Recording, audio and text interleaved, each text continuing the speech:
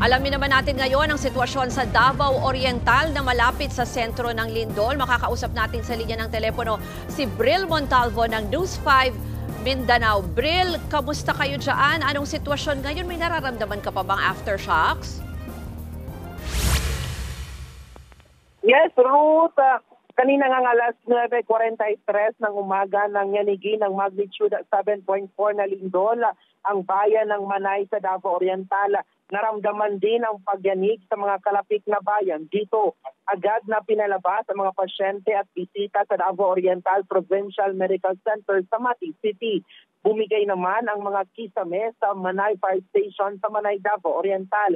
Hindi rin nakaligtas at natira ang kisame ng Kinablangan Church sa bayan ng Baganga dito pa rin sa Davao Oriental. Wasak din ang bahay na ito sa Lupon sa Davao Oriental. Sa post naman ni Attorney Serlito Torion, kita ang mga malalaking bato na nahulog sa daan sa bayan ng Manay. Sa datos naman ng Office of Civil Defense, isa na ang kumpirmadong patay sa Mati City, Davao Oriental dahil natapunan ng padera.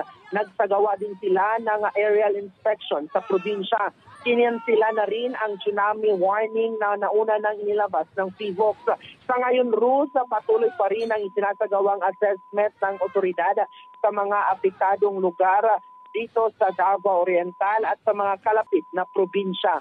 Ruth.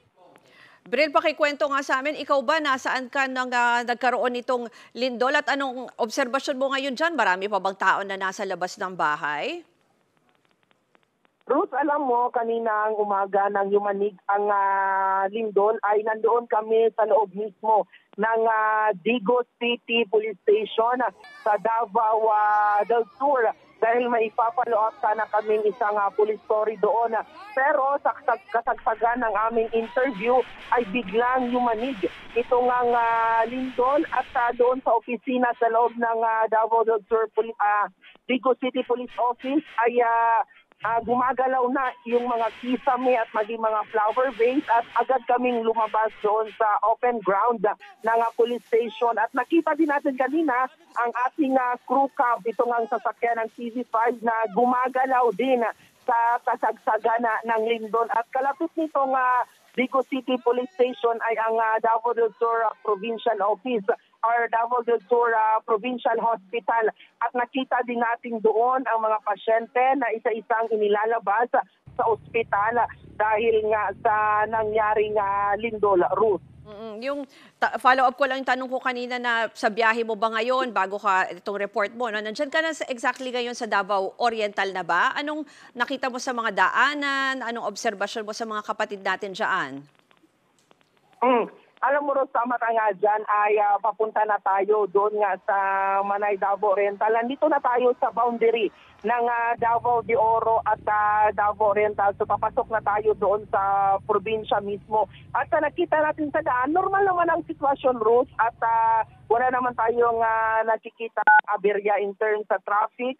At ang mga residente naman ay okay naman sila sa mga nakikita natin dito sa ating biyahe. Pero hindi pa natin alam at aalamin pa natin mamaya kung ano ang sitwasyon doon mismo sa ground zero kung saan yumanig yung lindol sa Manay, Davao Oriental. Ruth.